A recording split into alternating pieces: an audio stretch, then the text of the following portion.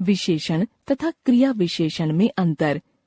कुछ शब्द ऐसे होते हैं जो विशेषण तथा क्रिया विशेषण दोनों की तरह प्रयुक्त होते हैं। इनके बीच के अंतर को वाक्यों में इनके प्रयोग द्वारा समझा जा सकता है। जब कोई विशेषण शब्द संज्ञा शब्द की विशेषता बताता है तो वह विशेषण होता है, परंतु वही शब्द जब क्रिया की विशेषता बताता है तो वह क्रिया विशेषण होता है। जैसे, यह एक तेज लड़का है, वह लड़का तेज दौड़ता है। यहाँ पहले वाक्य में तेज शब्द लड़का संज्ञा की विशेषता बता रहा है, अतः यहाँ यह विशेषण है। जबकि दूसरे वाक्य में तेज शब्द दौड़ना क्रिया की विशेषता बता रहा है, अतः दूसरे वाक्य में तेज क्रिया विशेषण है। कुछ अन्य उदाहरण, डिब्बे में चीनी कम है, चीनी संज्ञा का विशेषण, वह कम खाता है, खाना क्रिया का क्रिया विशेषण। कमरे में ज्यादा सामान है, सामान संज्ञा का विशेषण। वह ज्यादा बोलती है, बोलना क्रिया का विशेषण। संबंध बोधक प्रेपोजिशन। पहाड़ी के ऊपर एक मंदिर है, घर के बाहर पुलिस खड़ी है, अमन के साथ मत खेलो, शिक्षा के बिना जीवन व्यर्थ है। ऊपर दिए गए वाक्यों में क्रमशः के ऊपर, के बाहर, के साथ और के बिना शब्द संज्ञा अथवा सर्वनाम शब्दों के साथ आकर उनका संबंध वाक्य के अन्य शब्दों के साथ स्पष्ट कर रहे हैं, अतः ये शब्द संबंध बोधक हैं। जिन शब्दों से संज्ञा अथवा सर्वनाम का संबंध वाक्य के अन्य शब्दों के साथ स्पष्ट होता है वे संबंध बोधक अव्यय कहलाते हैं। संबंध बोधक के भेद, काइंड्स ऑफ प्रेपोजिशन। हिंदी में मुख्यतः निम्नलिखित संबंध बोधक अव्यय प्रयोग में लाए जाते हैं: कालवाचक, के आगे, के बाद, के उपरांत, के पश्चात आदि। स्थानवाचक, के अंदर, के बाहर, के ऊपर, के भीतर, के नीचे, के सामने, के नजदीक, के मध्य आदि।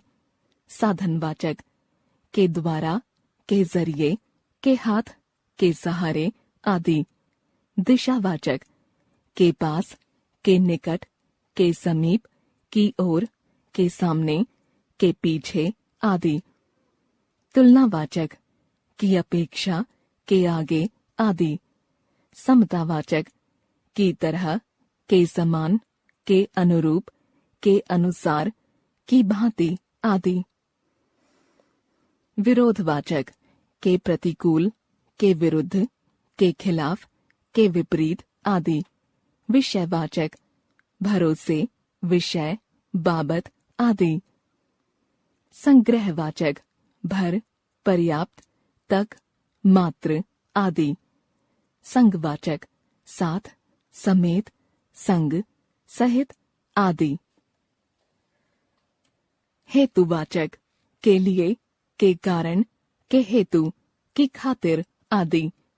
पृथकतावाचक, दूर, परे, हटकर आदि। संबंध बोधक पदों का प्रयोग सदा के, से, की आदि के साथ किया जाता है, अन्यथा ये विशेषण या क्रिया विशेषण बन जाते हैं।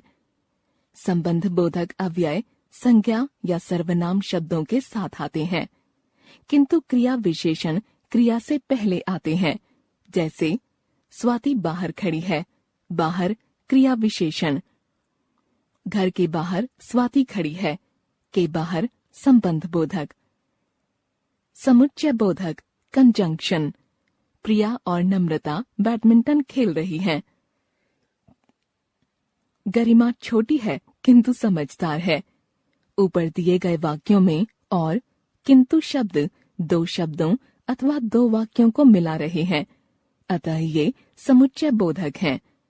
दो शब्दों, उपवाक्यों और वाक्यों को जोड़ने या अलग करने वाले शब्दों को समुच्चय बोधक कहते हैं। समुच्चय बोधक के भेद, काइंड्स ऑफ कंजंक्शन। समुच्चय बोधक के दो भेद होते हैं: समानाधिकरण समुच्चय बोधक, व्यधिकरण समुच्चय बोधक।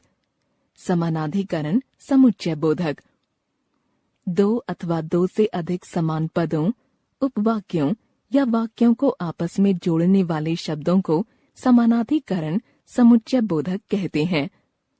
इन्हें मुख्यतः 4 प्रकार से प्रयोग किया जा सकता है। संयोजक, जो अव्यय शब्द दो या दो से अधिक वाक्यांशों अथवा वाक्यों को जोड़ते हैं, वे संयोजक कहलाते हैं। जैसे कल्पना और शिमोना मेला देखने गई हैं। और, तथा, एवं, जो कि, अर्थात आदि संयोजक शब्द हैं। विकल्प सूचक, जो अव्यय शब्द वाक्यों में विकल्प को दर्शाते हैं, वे विकल्प सूचक कहलाते हैं।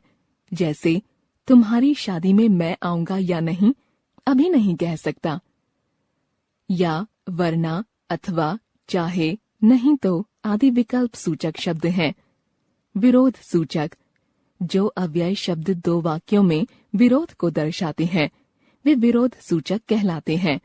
जैसे सतीश आयु में छोटा है लेकिन उसकी अक्ल बहुत बड़ी है। किंतु, परंतु, लेकिन, बल्कि, मगर, पर आदि विरोध सूचक समुच्चय बोधक हैं। परिणाम सूचक, जब संयोजक शब्द द्वारा संबद्ध वाक्य में किसी परिणाम का बोध होता है तो वह परिणाम सूचक कहलाता है। जैसे वर्षा हो रही थी इसलिए मैं विद्यालय नहीं जा सका, अतः, ताकि, वरना आदि परिणाम सूचक समुच्चय बोधक हैं।